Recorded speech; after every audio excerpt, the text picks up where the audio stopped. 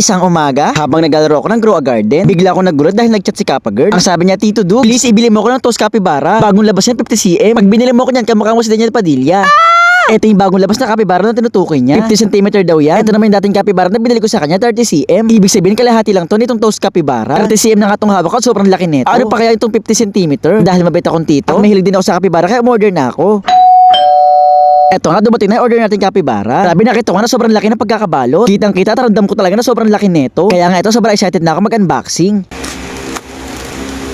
Grabe, sobrang laki. Sa buong mundo, ito na yata pinakamalaki stop toys na meron ako. Para na ako dito may buhot na bata. Pero sobrang ganda at sobrang lambot niya. Sobrang sarap niyang hawakan, sobrang sarap sa pakiramdam. Ito nga, pinagtabi ko ang 30cm tsaka 50cm. Kita niyo naman ang difference. Pero sobrang nakakasyapi siya ating hawakan itong 50cm. Kasi para di na siya stop toys, para na siyang una. Sobrang soft niya kapag ginahawakan. Sobrang nakakawala pa ng stress kapag pinipisil-pisil to. Sobrang cute nga niya, nakakatanggal ng pagod. Ang sarap siguro nitong kayakap sa pagtulog. Sobrang nakakatulong to, lalo na kung pagod na pagod ka tapos hayakapin mo siya. Marami, sobrang sarap sa pakiramdam. Sigurado ka matutuwa si Kappa Girl dito. Kaya nga ito, pag uwi niya galing school, isusurprise natin siya.